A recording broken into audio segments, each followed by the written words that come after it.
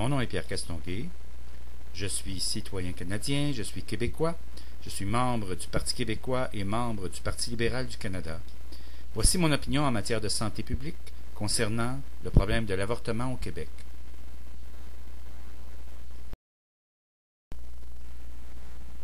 D'entrée de jeu, je crois qu'il est nécessaire de ne pas remettre en cause le droit à l'avortement.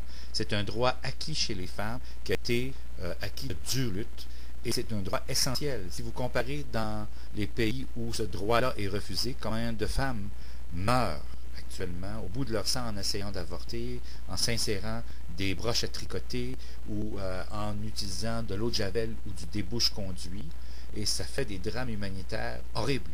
Alors il ne faut pas refuser ce droit à l'avortement, il faut vraiment le protéger et ne pas tendre à le remettre en cause.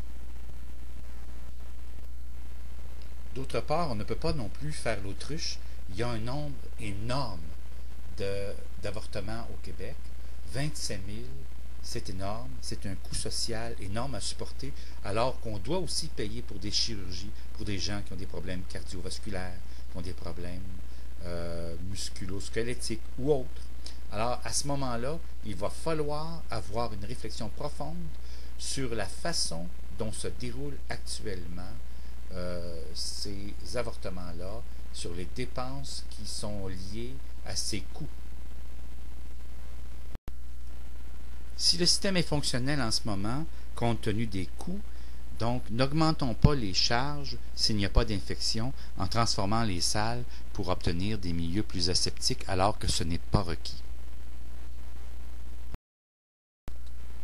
Les tableaux de Statistique Canada démontrent que le problème de l'avortement est plus aigu au Québec et que les groupes d'âge de 20 à 35 ans sont particulièrement les groupes d'âge les plus visés.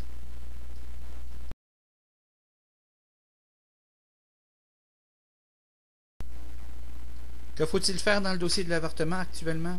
Se documenter, lisez les journaux, allez dans les blogs, écoutez les émissions de radio, consultez les dossiers, documentez-vous. Je pense que c'est essentiel de le faire.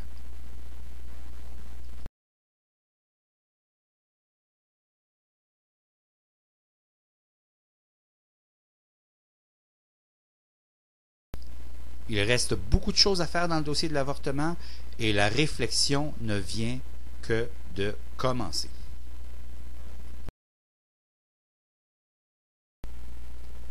Qu'est-ce qu'on fait des 60 000 hommes et femmes qui, en tant que partenaires sexuels à chaque année, n'arrivent pas à utiliser des moyens contraceptifs efficaces en 2009 et qui donnent lieu à 30 000 avortements?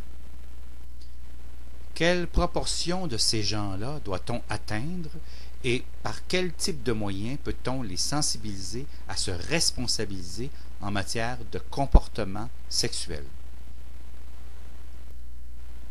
Finalement, comment peut-on en arriver à obtenir des avortements plus tôt?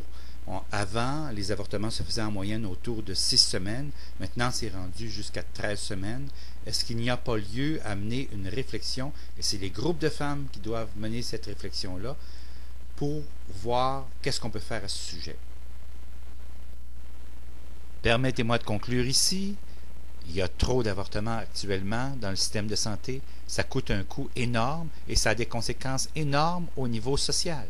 Alors il faut éduquer ces hommes et ces femmes à l'utilisation de plus de moyens de contraception efficaces pour éviter des grossesses non désirées. Je pense qu'il faut sortir de nos ornières et trouver une façon plus constructive de régler ce problème-là sans diminuer pour autant l'accès à l'avortement des femmes qui en ont besoin. Je vous remercie du temps que vous avez accordé à l'écoute de mon opinion sur ce sujet. À la prochaine.